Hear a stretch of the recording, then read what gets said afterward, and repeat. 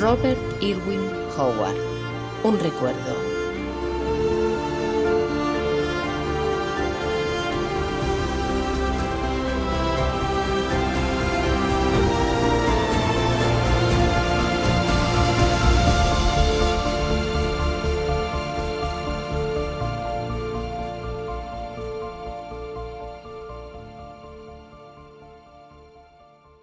Texto publicado originalmente en septiembre de 1936 en Fantasy Magazine.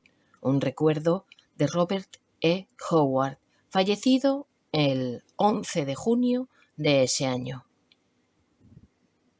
La repentina e inesperada muerte, el 11 de junio de 1936, de Robert Irwin Howard, autor de escritos fantásticos de incomparable vivacidad, constituye la peor pérdida sufrida por la literatura de lo sobrenatural desde la desaparición, hace 4 años, de Henry S. Whitehead. El señor Howard nació en Pister, Texas, el 22 de enero de 1906, y tenía la edad suficiente como para haber presenciado la última fase de las exploraciones de los pioneros del sudoeste, la colonización de las grandes llanuras y la parte inferior del valle del Río Grande, y la espectacular ascensión de la industria petrolera con sus abigarradas ciudades relámpago. Su padre, el cual le sobrevive, fue uno de los médicos pioneros de la región. La familia ha vivido en el sur, al este y al oeste de Texas y en la parte occidental de Oklahoma. Durante los últimos años vivió en Cross Plains, cerca de Brownwood, Texas. Educado en la atmósfera de la frontera, Howard no tardó en llegar a ser todo un devoto de sus viriles tradiciones homéricas. El conocimiento que tenía de su historia y sus costumbres populares era muy profundo, y las descripciones y reminiscencias que contienen sus cartas privadas ilustran la elocuencia y la fuerza con las que habría llegado a conmemorarlas literariamente de haber vivido más tiempo. La familia del señor Howard pertenece a una distinguida raigambre de plantadores sureños, de descendencia escocesa-irlandesa, con la mayoría de sus antepasados establecidos en Georgia y Carolina del Norte en el siglo XVIII. Habiendo empezado a escribir a los 15 años, el señor Howard logró colocar su primer relato 3 años después, mientras estudiaba en el Howard Payne College en Brownwood. Este relato, Lanza y Colmillo, fue publicado en Weird Tales en julio de 1925. Una fama más amplia le granjeó la aparición de la novela corta Cabeza de Lobo en la misma revista en abril de 1926. En agosto de 1928 dio comienzo a la serie de relatos en los que aparece Solomon Kane, un puritano inglés de combatividad incansable y acostumbrado a enderezar entuertos cuyas aventuras le llevaban a lugares extraños del mundo, incluyendo las ruinas llenas de sombras de ignotas ciudades primordiales de la jungla africana. Con estos relatos el señor Howard dio con el que iba a ser uno de sus logros más efectivos, la descripción de varias ciudades megalíticas del mundo primigenio, alrededor de cuyas oscuras torres y bóvedas laberínticas perdura un aura de miedo prehumano y nigromancia que ningún otro escritor ha logrado imitar. Dichas historias indicaron también el desarrollo de este arte entusiástico en la descripción de combates sanguinarios que llegó a ser tan típica de su obra. Solomon Kane, como otros varios héroes del autor, fue concebido durante su adolescencia antes de que lo incorporara a relato alguno. Durante toda su vida, ávido estudioso de la antigüedad celta y otras fases de la más remota historia, el señor Howard dio inicio en 1929 a El Reino de las Sombras, en el número de agosto Weird Tales, a esa sucesión de relatos sobre el mundo prehistórico por la que muy pronto llegó a ser tan famoso. Las primeras muestras describían una época muy distante en la historia del hombre, cuando Atlantis, Lemuria y Mu se hallaban aún sobre las olas y cuando las sombras de los hombres serpiente prehumanos dominaban el escenario primigenio. La figura central de estos relatos era el rey Kul de Basulia. En Weird Tales de diciembre de 1932 apareció el Fénix en la espada, el primero de los relatos del rey Conan el Cimerio, que presentaba un mundo prehistórico posterior, un mundo hace quizá unos 15.000 años, inmediatamente antes de los primeros destellos de la historia escrita. La elaborada medida y la precisa coherencia intrínseca con la que el señor Howard desarrolló el mundo de Conan en sus relatos posteriores es algo bien conocido por todos los lectores de fantasía. Para guía propia preparó un detallado esbozo casi histórico de una inteligencia y fertilidad imaginativas infinitas. Mientras tanto, el señor Howard había escrito muchos relatos sobre los antiguos pictos y los celtas, incluyendo una serie muy notable que giraba alrededor del jefe Bran Mac Morn.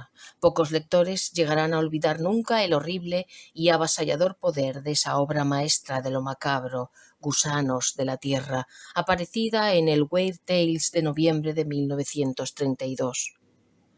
Fuera de las series interconectadas, existen otras historias llenas de fuerza, incluyéndose entre ellas la memorable novela por entregas Rostro de Calavera y algunos inolvidables relatos situados en un ambiente moderno, como Canaán Negro, con su telón de fondo regional lleno de autenticidad y su poderosamente absorbente imagen del horror que acecha a través de los pantanos del profundo sur norteamericano, llenos de sombras malditas, infestados de serpientes, convertidos en impenetrables por el musgo.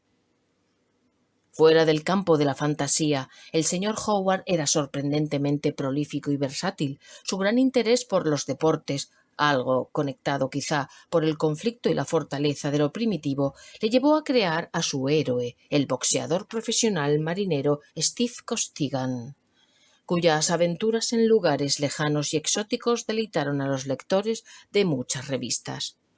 Sus novelas cortas sobre combates en el Oriente demostraron hasta el máximo su dominio del romanticismo a capa y espada y, en tanto que sus cuentos cada vez más frecuentes sobre la vida del Oeste, tales como las series de Breckinridge Elkins, mostraban su creciente habilidad e inclinación a reflejar los lugares con los que se hallaba directamente familiarizado. La poesía del señor Howard, extraña, belicosa y aventurera, no era menos notable que su prosa. Poseía el auténtico espíritu de la balada y la épica y se hallaba marcada por el latido de la rima y una poderosa imaginería del temple más inconfundible y personal. La mayor parte de ella, en forma de supuestas citas de viejos escritos, sirvió para encabezar los capítulos de sus novelas.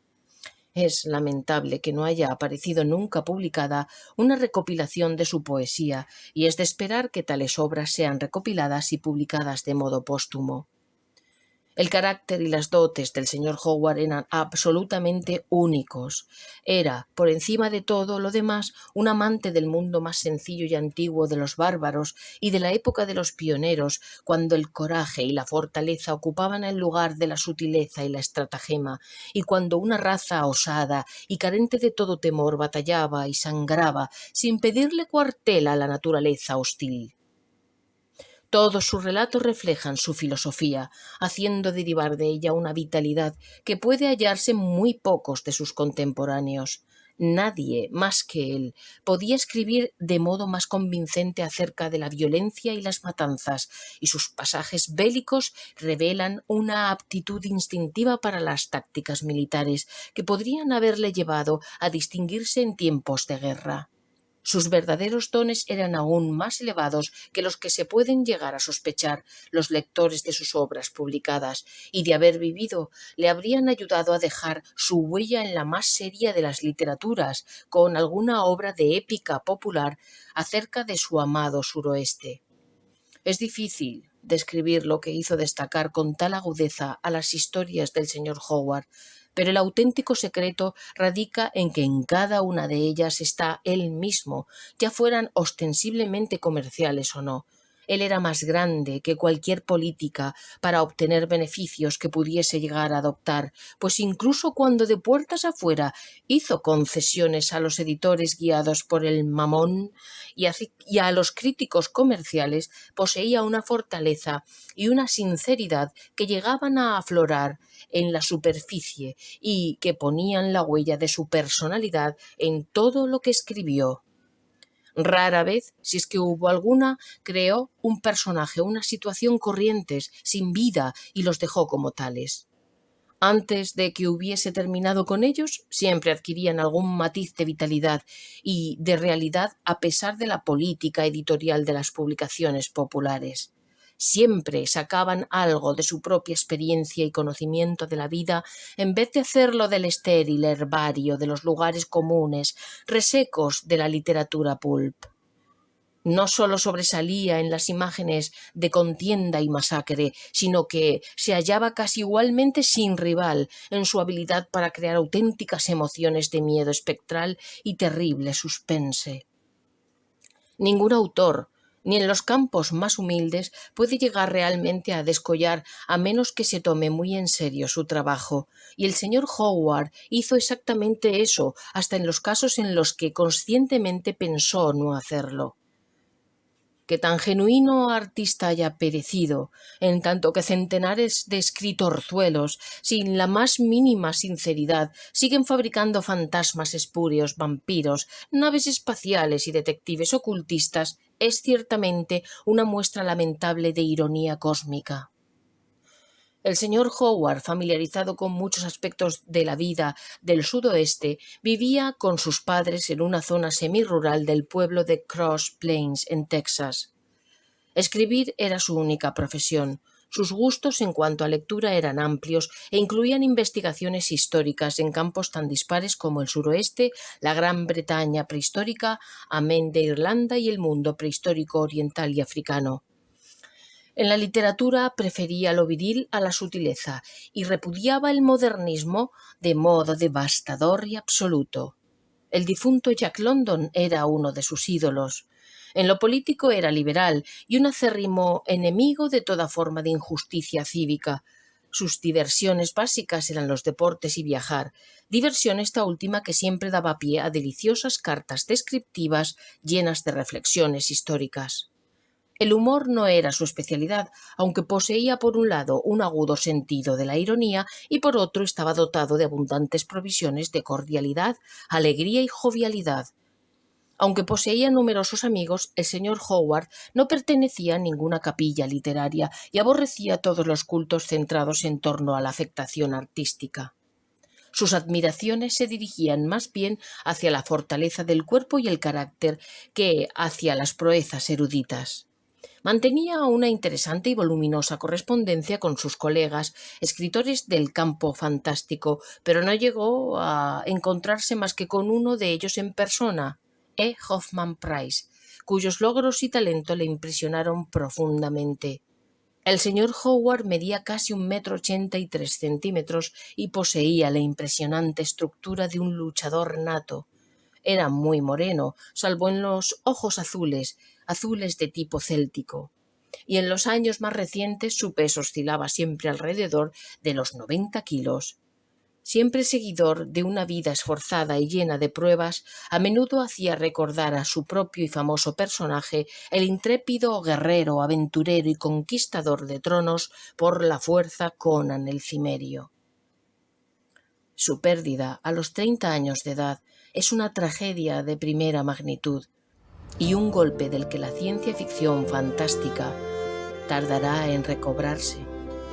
La biblioteca del señor Howard ha sido cedida al Howard Payne College, donde formará el núcleo de la colección de libros, manuscritos y cartas Memorial Robert E. Howard.